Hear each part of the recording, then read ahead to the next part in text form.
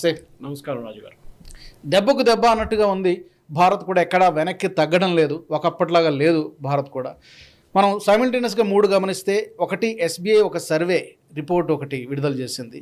మీరు 25% టారిఫ్ వేస్తున్నారు, కానీ దానివల్ల మేము కొంత నష్టపోతున్నాం, కానీ మాకంటే ఎక్కువ అమెరికా పౌరులకే నష్టం జరుగుతోందని చెప్పి ఒక సర్వే.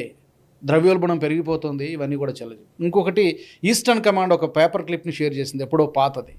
ఇంకొకటి ministry of external affairs ministry, ఇది భారత ప్రభుత్వం కూడా ఒక స్టేట్మెంట్ రిలీజ్ చేసింది, చాలా వైరల్ అవుతుంది సోషల్ మీడియాలో. సో అమెరికాని కార్నర్ చేయడానికి ఇదంతా జరుగుతోందా టారిఫ్స్ విషయంలో? కరెక్ట్. మనం చాలా మెచ్యూర్గా బిహేవ్ చేస్తున్నాం అండి. ట్రంప్ స్టార్ట్ చేసినప్పుడు మనం చూసాం చాలా మటుకు. చైనా మీద 450%, ముందు 120 అన్నాడు, మళ్ళీ 220 అన్నాడు, మళ్ళీ 320 అన్నాడు, మళ్ళీ 450 అన్నారు. Trump is a very unpredictable character. ఆయన ఒక మాట ఒక టైంలో చెప్పారు, ఇంకో మాట మార్చేస్తారు అక్కడే. మనం ఏం చేస్తున్నాం అంటే, మన మీద ఉన్న ఇంపాక్ట్ ఎక్కడి నుంచి వస్తుంది అది మనం చూసుకోవాలి ఫస్ట్. మనకి యూఎస్కి పంపించే మనం ప్రోడక్ట్స్కి, ఎక్స్పోర్ట్ చేసిన ప్రోడక్ట్స్లో చాలా మటుకు 2 మెయిన్ ప్రోడక్ట్స్, దానికి శాంక్షన్స్ దానికి రాదు, ఇంపాక్ట్ ఉండదు. ఒకటి సెల్ ఫోన్స్, ఇంకోటి ఫార్మస్యూటికల్స్. ఈ 2 టారిఫ్స్ బయట ఉంటుంది ఎప్పుడు, ఎందుకంటే పాత ఒక అగ్రిమెంట్ ఉంది, దాంతో ప్రకారం మనం గవర్నమెంట్, యూఎస్ గవర్నమెంట్ ఇప్పుడు కూడా కావాలంటే ఏం చేయలేరు. 2 మేజర్స్ ఇంపాక్ట్ అక్కడి నుంచి వచ్చేది ఏంటంటే కార్లో ఉన్న పార్ట్స్. అది మనం ఒక్కరే కాదు, మెక్సికో కానివ్వండి, బ్రెజిల్ కానివ్వండి, చైనా కానివ్వండి, ఎవరికైనా అందరి మీద డ్యూటీ వేశారు.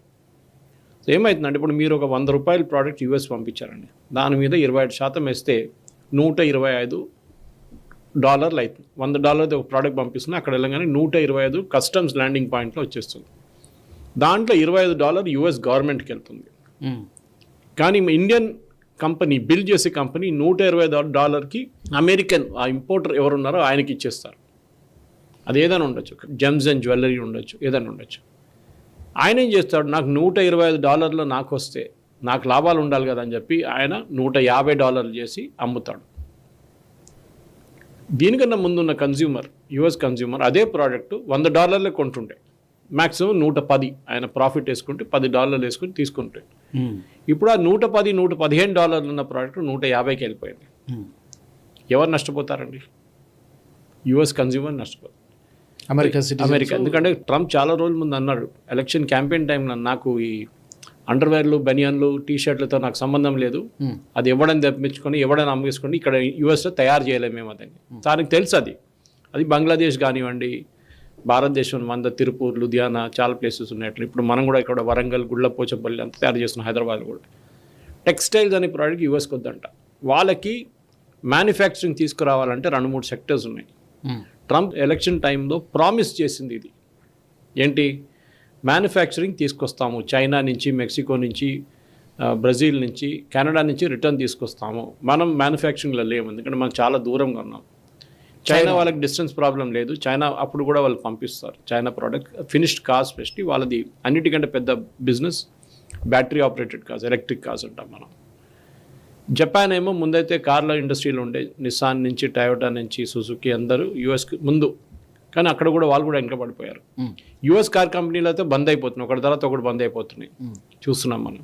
స్టీల్ ఇండస్ట్రీ మొత్తం పోయింది యూఎస్ నుంచి, కంప్లీట్గా వైపౌట్ అయిపోయింది.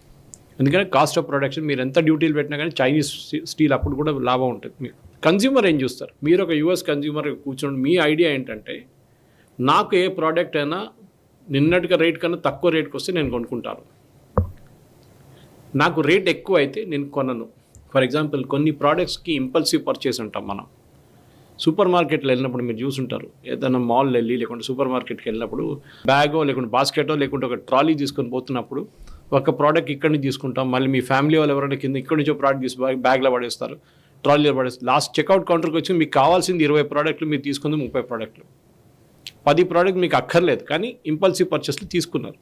అది ఏదైనా ఉండొచ్చు, కేక్ ఉండొచ్చు, బిస్కెట్స్ ఉండొచ్చు, స్వీట్ ఉండొచ్చు, ఇట్లాంటి ఇంపల్సివ్ పర్చేసెస్ ఉంటాయి. మిగతా అన్ని మీరు డిసైడ్ చేసి వస్తారు, బియ్యం 10 కిలోలు, 15 కిలోలు అట్లా. సేమ్ యూఎస్ కన్జ్యూమర్ కూడా అంతే. వాళ్ళు అక్కడికి వచ్చేటప్పుడు మ్యాక్సిమం ప్రోడక్ట్ వాళ్ళకి బయట నుంచి వచ్చేది ఇప్పుడు 20 నుంచి 25% నుంచి 30% ఎక్కువ అవుతుంది.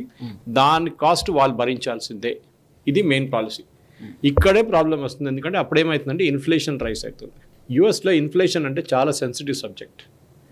ఇన్ఫ్లేషన్ రైజ్గానే మనుషుల ఇన్కమ్ మీరు ఎంత పెంచినా కానీ ఇన్కమ్ సరిపోవట్లేదు కొనడానికి.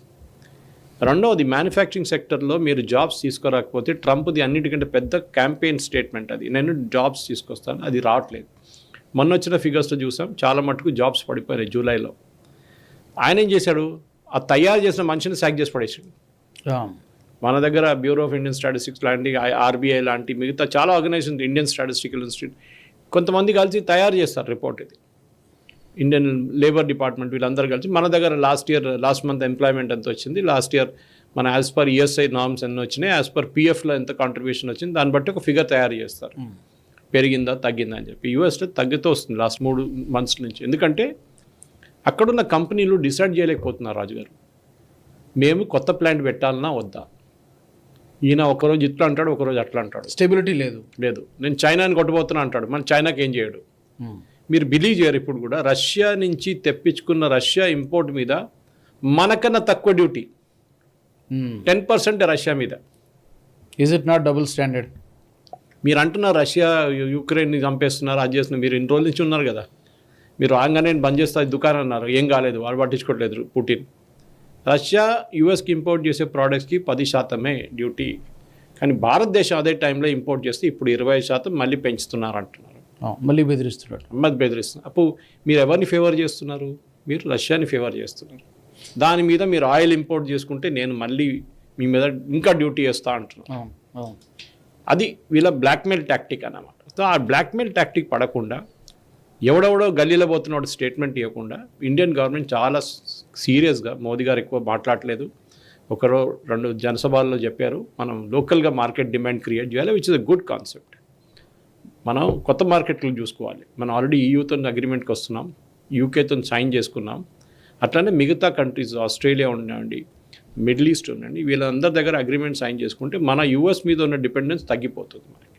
అది మనం చేయాల్సింది అన్నమాట. అండ్ మనం ఎప్పటి నుంచి రష్యా నుంచి మనం ఆయిల్ కొనుగోలు చేస్తున్నాం, ఎస్పెషల్లీ ఈ కాన్ఫ్లిక్ట్ మొదలైన తర్వాతే కదా. అసలు 2024లో 67.5 బిలియన్ యూరోస్ ట్రేడ్ జరిగిందనేది యూరోపియన్ యూనియన్ అనేది చెప్తుంది. అదే మన స్టేట్మెంట్లో చెప్పారు. 2023లో కూడా 17.2 బిలియన్ యూరోస్ ట్రేడ్ అగ్రిమెంట్స్ జరిగాయి. సో అలాంటిది మీరు ఇది యూరోపియన్ యూనియన్ కంట్రీస్ అంత డీల్ జరిగినప్పుడు మేము చేస్తున్నది ఎంత, అండ్ ఏ పరిస్థితుల్లో మనం అక్కడి నుంచి ఆయిల్ కొనుగోలు చేస్తున్నాం?